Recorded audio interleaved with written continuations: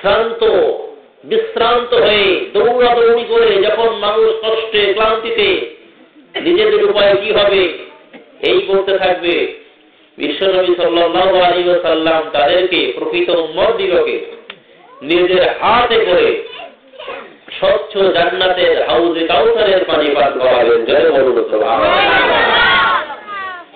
সুন্দর সুস্বাদু পানি আমরা কেনা পছন্দ করি, কিন্তু তার মালিক আল্লাহ পাক ছিলেন, বানিয়ে দিয়েছেন আমাদের নবীকে। শর্ত হলো ফাসাল্লি লিরাব্বিকা ওয়ানহার, তার জন্য সালাত আদায় করতে হবে, নামাজ পড়তে হবে। নামাজ আদায় করা ছাড়া ওই হাউজে কাউসারের অংশীদার আপনি হতে পারবেন না। ওয়ানহার, এবং কোরবানি করতে হবে। এবং কি করতে হবে? কোরবানি করতে হবে। তাহলে তুমি ওই হাউজে কাউসারে পান করার অধিকার পাবে। তাহলে নামাজ ছাড়া, সালাত ছাড়া যেখানেই যাচ্ছেন এই দোয়া করছেন, দোয়ার আগে আপনার সালাত দরকার। আমরা যারা বসে আছি যদি ৫ ওয়াক্ত নামাজ না পড়ি তাহলে এই দোয়া করে কি কাজ হবে বলে মনে হচ্ছে? ওই ভস্যে ঘি ঢালা হবে। সেজন্য ইসলামের মৌলিক বিধানগুলো আগে আপনাকে কম্পালসারি পালন করতে হবে, তারপরে আস্তে আস্তে এগিয়ে চলতে হবে। ইন্না শানিয়াকা হুয়াল আবতার, আল্লাহ পাক কোরআন শরীফের মধ্যে ঘোষণা করেছেন, যাকে আপনাকে যারা নির্বংশ বলে, আপনাকে যারা নির্বংশ বলে, লেজ কাটা বলে, ওরাই অচিরেই নির্বংশ হবে। জোরে বলুন সুবহানাল্লাহ। এই পৃথিবীর মানব মণ্ডলী চিন্তার কোনো কারণ নাই।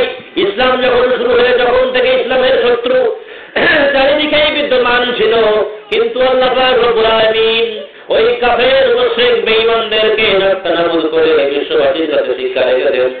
যারা নবীকে এত পরিমাণে চক্রান্ত করেছিল, পৃথিবী থেকে বিদায় করানোর জন্য নানান রকমের ষড়যন্ত্র করেছিল, তাদের ষড়যন্ত্রকে আল্লাহ পাক ব্যর্থ করে দিয়ে ঘোষণা করে দিয়েছেন, বিশ্ববাসীকে জানিয়ে দিয়েছেন, দেখো নবীজির যখন সন্তান মারা গেল, নবীজি যখন কোন সন্তান সন্ততি হারা পিতা যখন হলেন, তখন সবাই যখন ঠাট্টা বিদ্রোহ করতে লাগলো, আল্লাহ পাক এই সূরা কাউসারের মধ্যে জানিয়ে দিলেন, দেখো কাফের মুশরিক ওই আবু জেহেল, আবু লাহাব অথবা সাইবা, ওরা একদিন ধ্বংস হবে।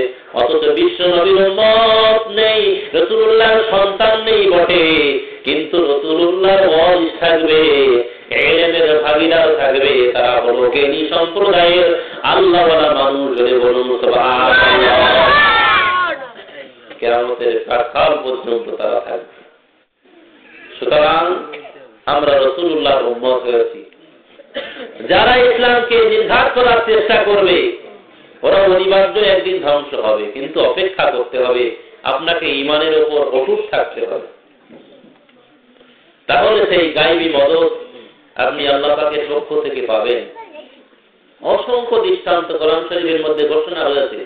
আপনারা জানেন সূরা ফিলের মধ্যে আল্লাহ পাক রব্বুল আলামিন জানিয়েছেন হস্তি বাহিনীর সেই ঘটনা। আল্লাহ পাক কি না করতে পারেন, বন্দুক কামান দুনিয়ার সমস্ত শক্তি আল্লাহ পাক রব্বুল আলামিনের কাছে অতীব নিঃস্ব, অতীব একেবারে সামান্য। আল্লাহ পাক সবকিছুই করতে পারেন। মুহূর্তের মধ্যে সমস্ত কিছুকে তিনি নিষ্ক্রিয় করে দিতে পারেন এবং গায়েবী মদদ দিয়ে তিনি সাহায্য করতে পারেন। জোরে বলুন সুবহানাল্লাহ।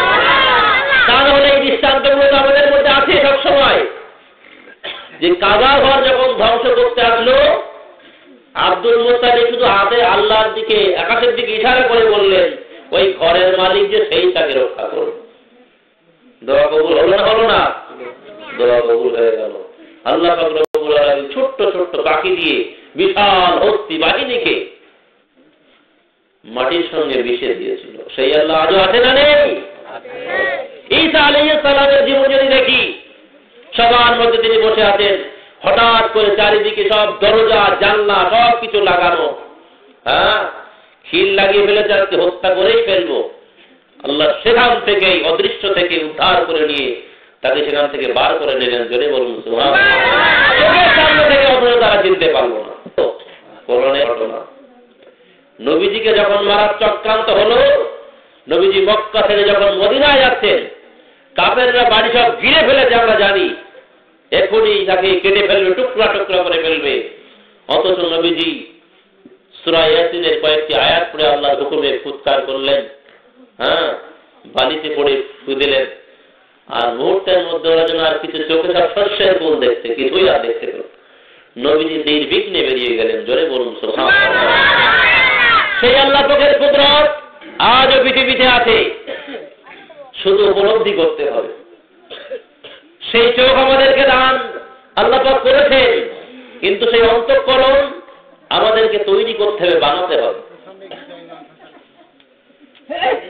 ভাইরা আমার, বহু মানুষকে আমরা পৃথিবী থেকে বিদায় দেব পর্যায়ক্রমে। এরকম অনেক অনুষ্ঠান হবে, অনেক দোয়া কবরস্থানি হবে। ভালো করে শুনুন, ভালো করে খেয়াল করুন। অনেক ছাত্রছাত্রীরা ওখানে এসেছে, সবারই জানা দরকার, বাস্তবতার সঙ্গে বুঝতে হবে ইসলাম ধর্মটিকে। আপনারা জানেন স্কুলে যেসব ছেলে পেলে পড়ে 3টে ক্যাটাগরি। কটা? 3টে। একটা আছে ভালো করে পড়াশুনো করে, যাই পড়ুন না সে লিখে দেবে, আছে না নেই? প্রত্যেক স্কুলে ছেলে পেলেদের এই ভাগ হয়। আর 2 নম্বর অল্প অল্প পড়েছে, আবার পড়েনি, ফাঁকিবাজি মেরেছে। অর্ধেক পড়ে যাওয়ার, অর্ধেক পড়ে তার চিন্তা, কি করবো না করবো, নানা রকমের চিন্তা তার মনের মধ্যে। আর 3 নম্বরে স্কুলেও যায় না, ক্লাসও করে না, সে একদম লাস্টের বেঞ্চিতে বসে, হয়তো বছরে একবার গেল, সে জানে আমি এমনিও ফেল। এই 3টে ভাগ হচ্ছে, কিন্তু ভালো করে খেয়াল করবেন। একটা হচ্ছে কোনো চিন্তা নেই তার, পরীক্ষা দেবে, পাস করবে, যে সারি আসুক না কেন, যত পড়া গাড়ি দেখ না কেন। আর একটা হচ্ছে অল্প অল্প পড়েছে, আবার ফাঁকিবাজিও মেরেছে। আর একটা সে পড়ে স্কুলেও যায়নি, সে জানে আমি ফেল করবো, যতই আমার বই খুলে লিখতে দেখ আমি ফেল করবো। 3টে ভাগ হয়ে গেল। এটা বুঝতে পারছেন তো? হাসরের মহাময়দানে আল্লাহ পাক রব্বুল আলামিন সমস্ত মণ্ডলীকে এরকম 3টি ভাগে ভাগ করবেন। তাফসীরের মধ্যে এসেছে এই যে 3টি ভাগে বিভক্ত হবে, 1 নম্বর ভাগ হলো যারা ইবাদত বন্দেগী করেছে, ইবাদত বন্দেগী করার পাশাপাশি মাবুদকে সন্তুষ্ট করার চেষ্টা করেছে। জোরে বলুন সুবহানাল্লাহ। রাত জেগে তাহাজ্জুদের নামাজ পড়েছে, সবাই যখন ঘুমিয়ে আছে, আরামের লেপটাকে হারাম করে দিয়ে ওযু করে মাবুদের সামনে অবনত মস্তকে দাঁড়িয়ে যায়, সিজদায় পড়ে আল্লাহর কাছে কাঁদে, গো আল্লাহ গো, আমার মতন গুনাহগার আকাশের জমিনে পৃথিবীর উপরে আর নাই।